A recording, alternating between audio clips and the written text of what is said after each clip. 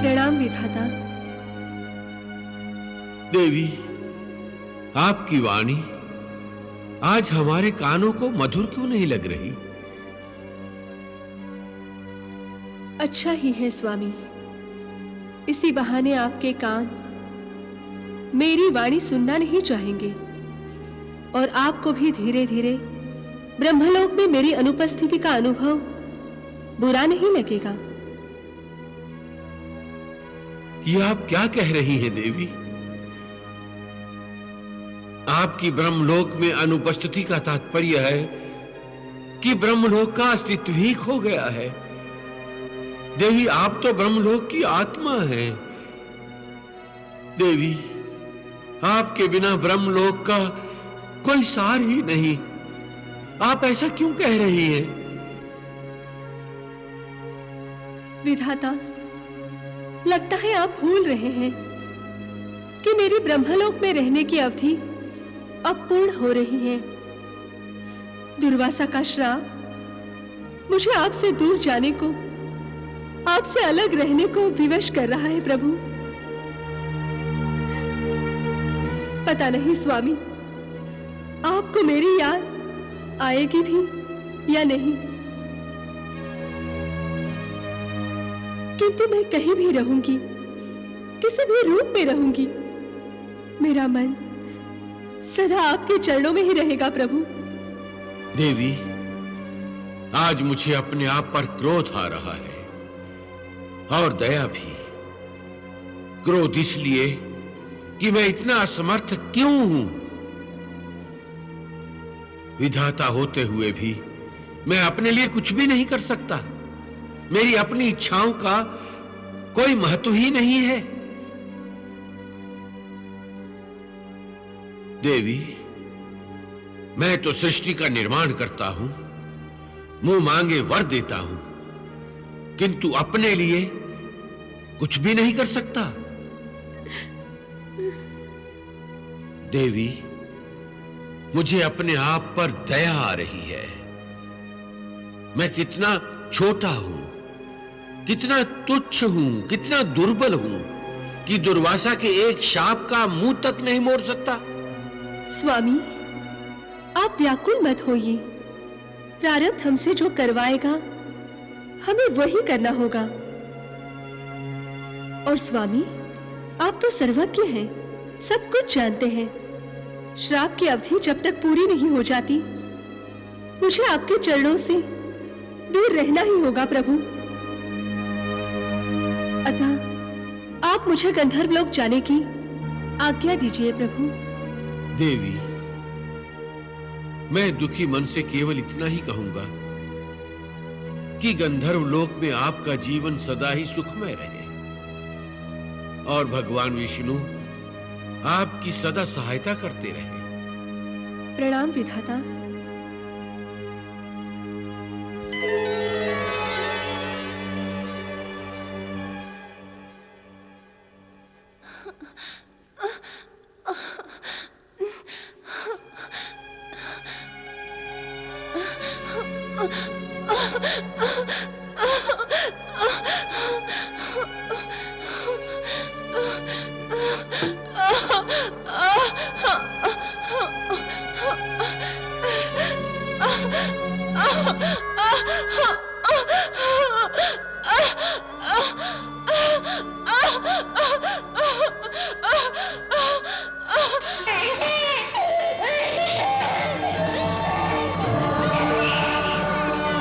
और उनके यहां संतान के रूप में एक कन्या ने जन्म लिया। ये कन्या देवी सरस्वती ही थी, जिन्हें दुर्वासा के दिए हुए शाप को पूरा करने के लिए गंधर्वलोक आना पड़ा। विश्वावसु और चित्रलेखा ने उस कन्या का नाम रखा मदालसा।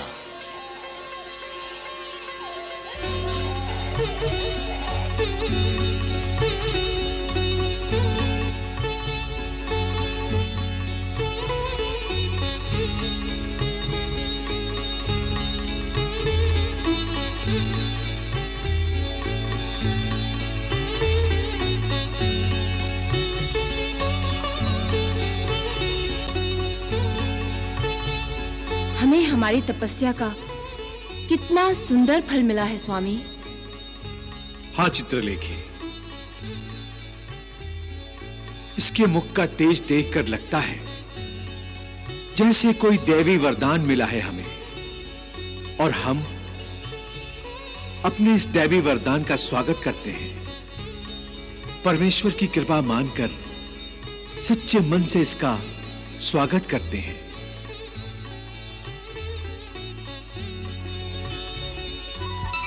नारायण नारायण नारायण नारायण।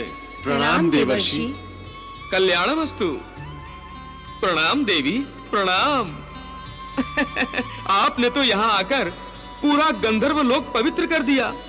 अब तो इस लोक में सदा आपकी प्रसन्नता के स्वर ही गूंजेंगे।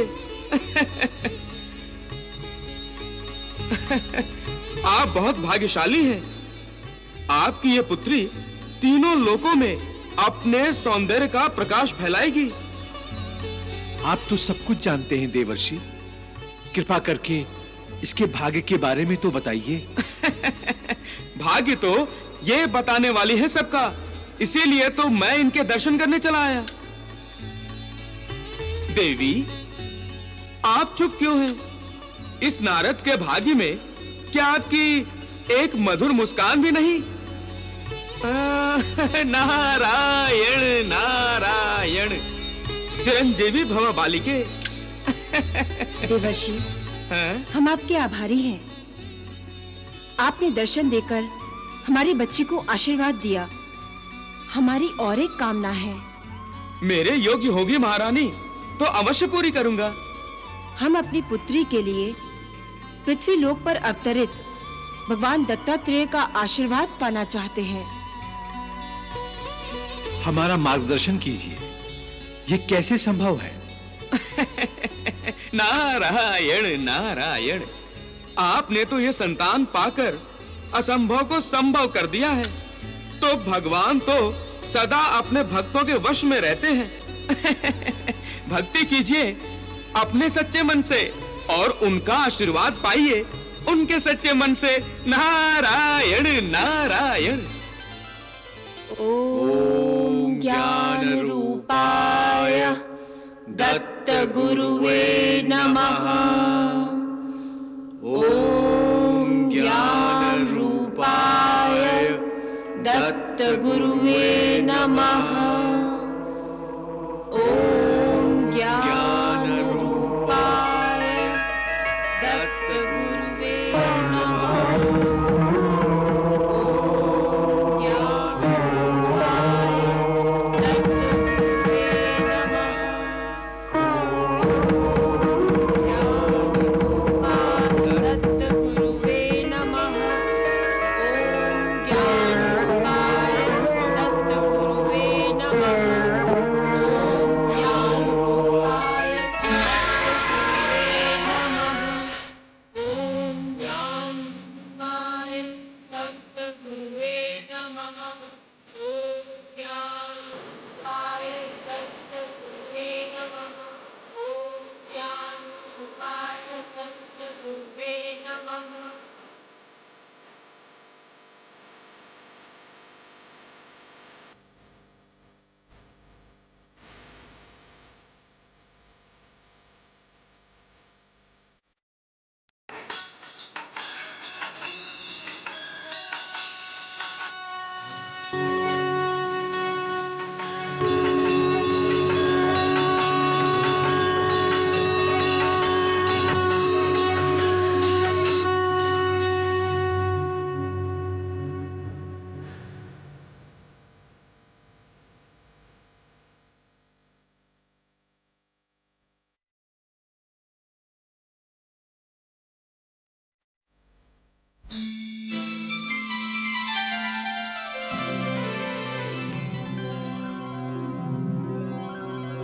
तुम्हारी भक्ति ने हमारा मन जीत लिया।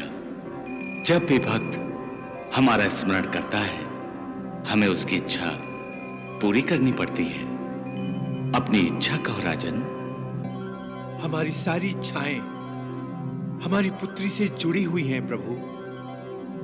उसे जीवन में सर्वगुण संपन्न बनाना, जीवन में उसे कभी कोई कष्ट ना आए। भगवान, हम चाहते हैं कि महारानी चित्रलेखा, आपके यहाँ किसी साधारण जीवात्मा ने जन्म नहीं लिया। यह तो साक्षात देवी सरस्वती का अवतार है।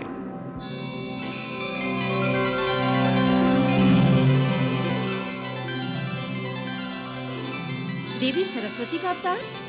हाँ, आपकी पुत्री ब्रह्म ज्ञान की शिक्षा प्राप्त करेगी, विज्ञान, संगीत और स्वरों को नया रूप देकर गंधर्व जाति का मान बढ़ाएगी और इसका पुत्र भी ब्रह्मज्ञानी होगा।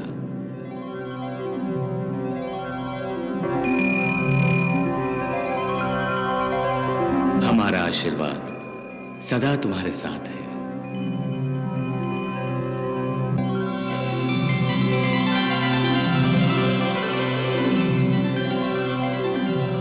वायु के घोड़ों पर सवार समय को जैसे पंख लग गए थे। इतनी तीव्र गति से भागा कि विश्वावसु और चित्रलेखा के देखते देखते उनकी नन्ही सी पुत्री मदालसा ने यौवनावस्था में प्रवेश कर लिया।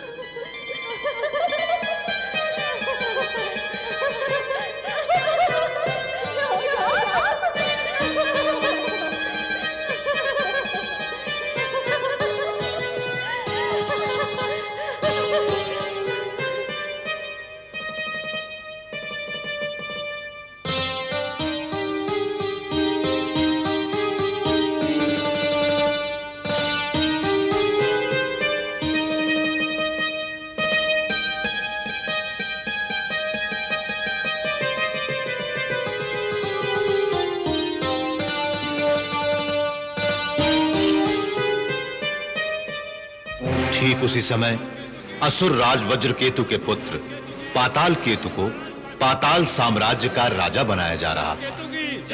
महाराज पाताल केतु की, महाराज पाताल केतु की, महाराज पाताल केतु की, महाराज पाताल केतु की, महाराज पाताल केतु की, महाराज पाताल केतु की, महाराज पाताल केतु की, महाराज पाताल केतु की।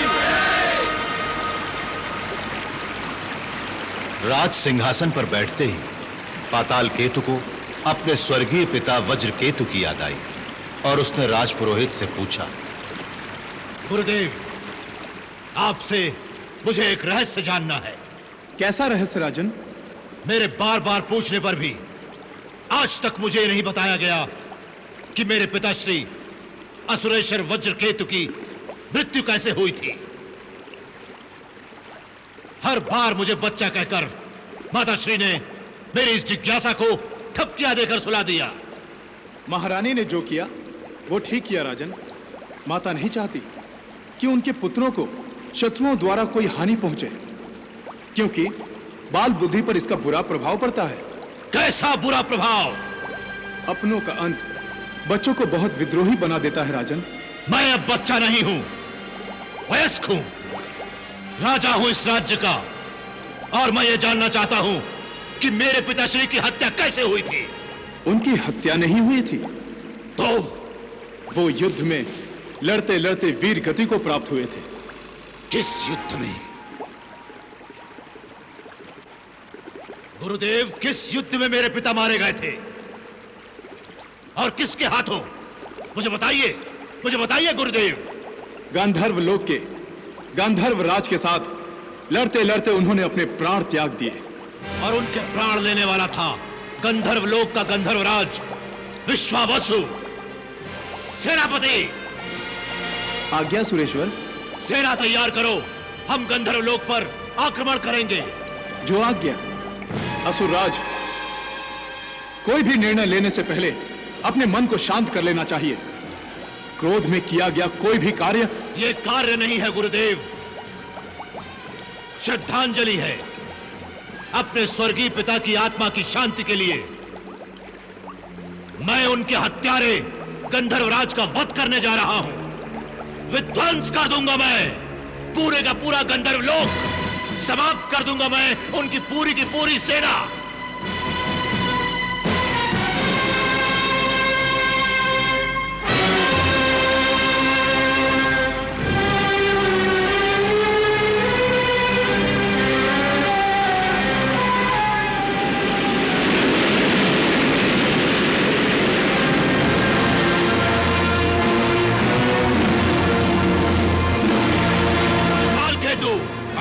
भ्राताश्री।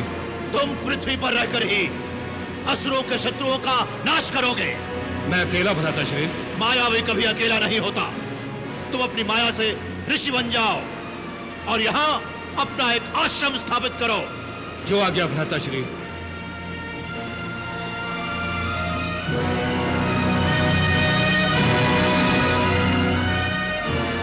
प्रणाम भ्राताश्री।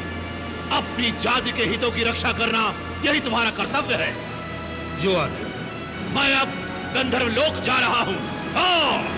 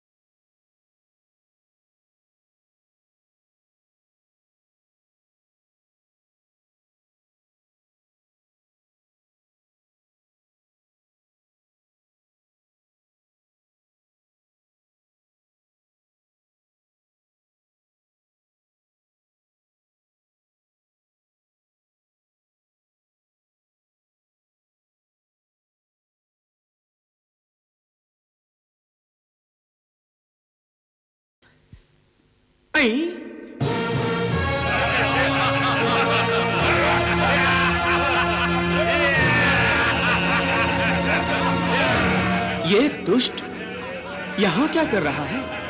कहीं ये गंधर्व लोग तो नहीं जा रहा?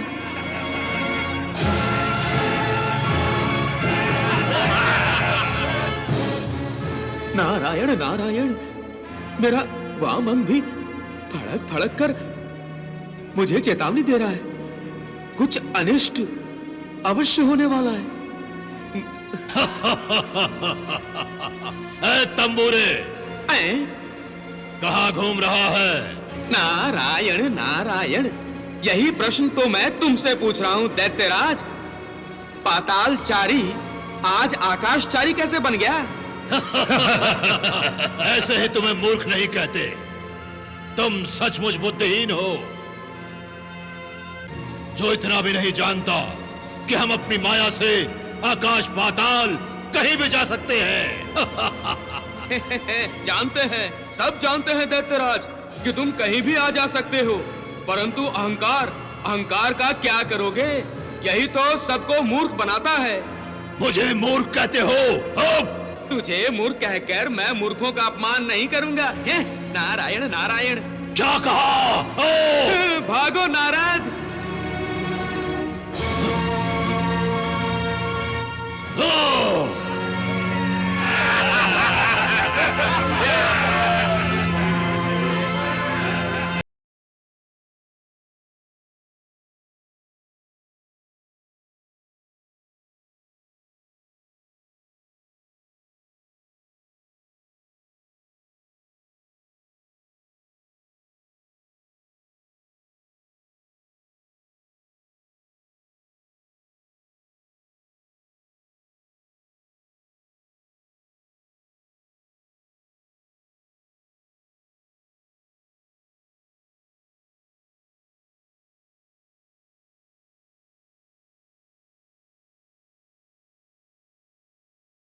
ये कौन नृत्य कर रही है? वीरबाहु, ये तो गंधर्व राज की पुत्री मदालसा है। मदालसा? इसे देखते ही मेरे मन में लालसा ने जन्म ले लिया।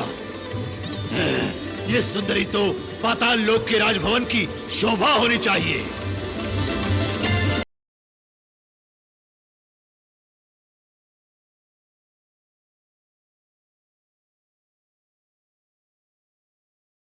जाओ, गंधर्व राज के पास मेरा प्रस्ताव लेकर जाओ। जो आगे।